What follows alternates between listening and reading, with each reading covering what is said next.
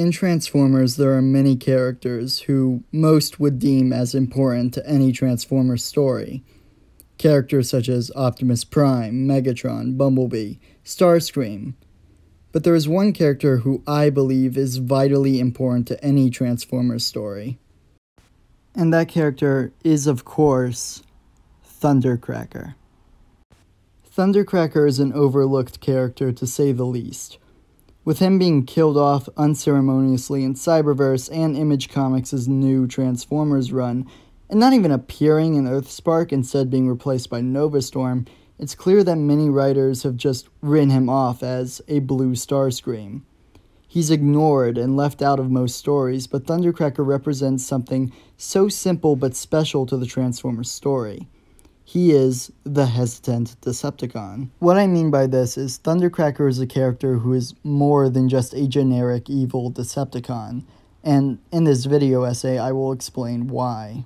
Thundercracker only really holds any fame because he was in the original G1 cartoon, and unfortunately his portrayal in the cartoon as a generic Decepticon soldier has bled into most of his appearances throughout the years, with most TV shows ignoring his original toy bio, which stated that he was unsure about the Decepticon cause. This characterization is his defining trait, but is almost never shown off, only ever hinted at in TV shows, but never the focus. Thundercracker as a character is unsure about his place as a Decepticon. He is constantly convincing himself that they are the good guys, and that what they are doing is morally right, that he is fighting on the right side, but deep down, he doesn't believe this. He understands that the Decepticons are in the wrong, but he can't bring himself to abandon the cause as he has a desire to belong.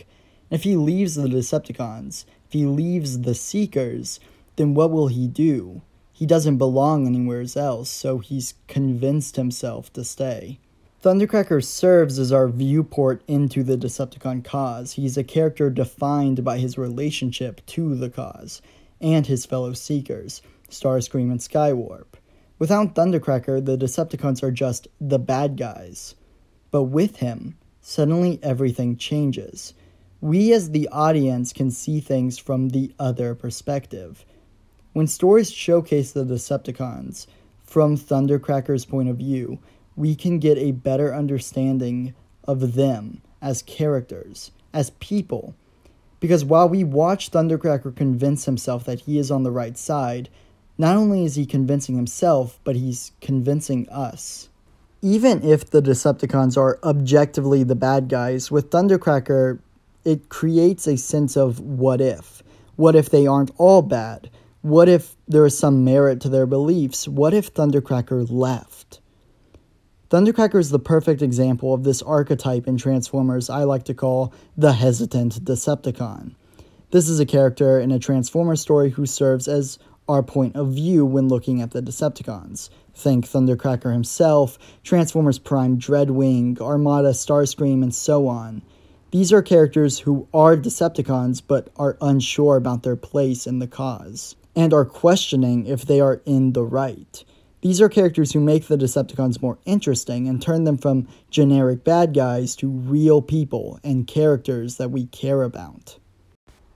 This point is best shown in IDW's comics, specifically the comic All Hail Megatron, in which Thundercracker literally acts as our point of view into the Decepticons. The comic follows him as he becomes disillusioned with the Decepticon cause after the slaughter of millions of humans in New York City at the hands of the Decepticons. It's here he says, "These creatures were never worthy adversaries. The Decepticons are forged through combat, not slaughter." After saying this, he makes the choice to save the Autobots and the remaining humans in New York by stopping a nuke that was launched by the Decepticons.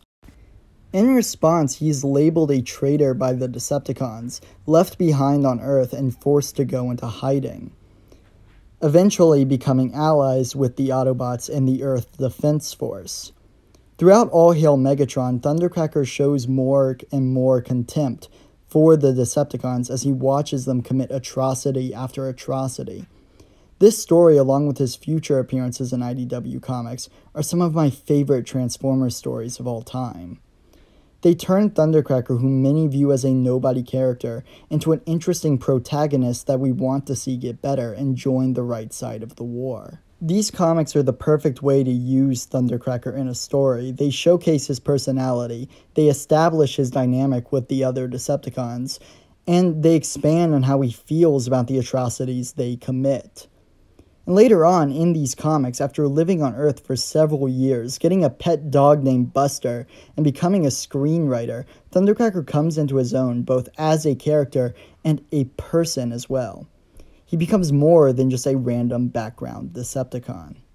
Thundercracker's story in IDW's comics showcases evolution from generic Decepticon to ally of the Autobots, as he is convinced to help them on various missions by Bumblebee, and is even saddened when he learns of Bumblebee's death later in the story. During the events of All Hail Megatron, he makes the choice to save the Autobots and humans and is shot and left for dead by Skywarp. Betrayed by his brother and forced to go into hiding, Thundercracker passes the time on Earth by watching TV, learning to appreciate humanity through the media and art we create, and inspiring him to create some of his own. Coming out of hiding, getting a pardon, he puts his life together, finds a passion in creating rather than destroying, choosing to become a filmmaker and adopting his dog Buster. Thundercracker at this point has a genuine love for Earth and humanity. It is his home and these are his people. He cares for Buster and his human friends, and on multiple occasions fights to protect the Earth and humanity from threats.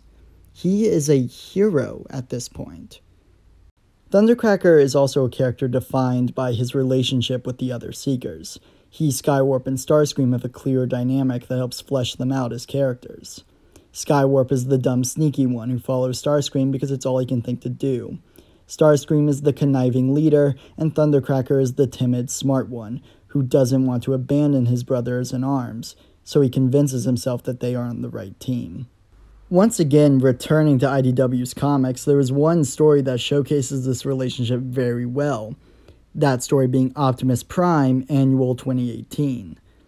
In this comic, Starscream, who is now the ruler of a post-war Cybertron, asks Thundercracker to make a film biography about his life, in an attempt to make his part in the war seem less bad than it actually was. He wants to wash his hands clean of any involvement in the atrocities that took place under his command, and Thundercracker, excited to make a movie, accepts. He begins filming and writing only to be disheartened when Starscream keeps demanding rewrites to misrepresent the true events of the story. Thundercracker also begins interviewing other Cybertronians on Starscream, only to have his perception of his brother shattered as they all tell him the truth.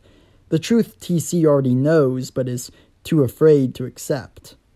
It's here we have a great conversation between Skywarp and Thundercracker about Starscream, where they talk about the last time they saw each other in All Hail Megatron, with Skywarp sort of apologizing. Here we see that Skywarp has seen the Decepticons for what they were, and has accepted that yes, they were the bad guys, and Starscream manipulated them in following. Thundercracker seems hesitant to agree with this statement, but deep down he knows it's true. And ultimately the comic ends with Starscream seeing the film, hating it, and completely scrapping the project, much to Thundercracker's dismay. This dynamic is unfortunately not present in most media in the franchise, only primarily existing in the comics, while TV mostly chooses to ignore it, instead depicting TC as a generic Decepticon goon.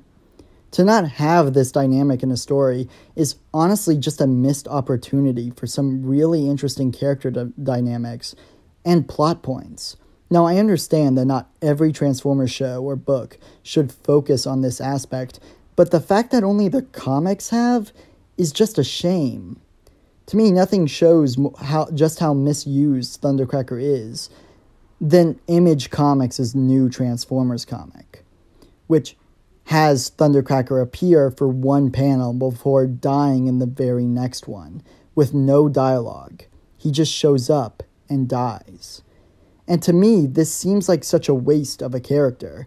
They killed him off out of nowhere, instead of having him join the main cast with Starscream and Skywarp. which just seems so weird and random to me.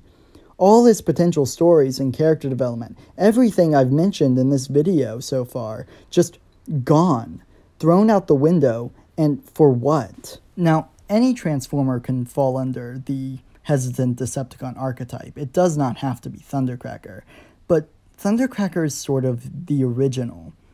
And so, like I said, killing him off and not using him just seems like a waste, especially if you're not going to have another character similar to him take his place. Thundercracker is important. He matters.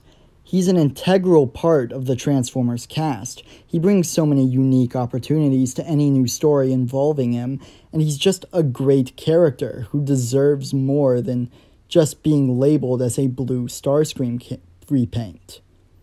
He is the hesitant Decepticon. He is our way of viewing the Decepticons in a different light. He is Thundercracker. Thank you for listening to my random rambles about Thundercracker. He's my personal favorite Transformer of all time, and honestly, to see him being wasted in such a way as he has been recently kind of makes me a little upset, and I just wanted to talk about that in a video. Special thanks to Keyan Carlile for helping me make the thumbnail.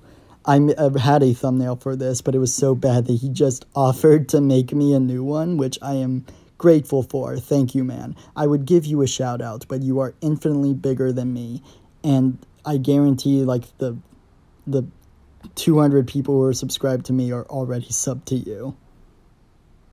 So yeah, once again, thank you for watching and have a good day. Goodbye.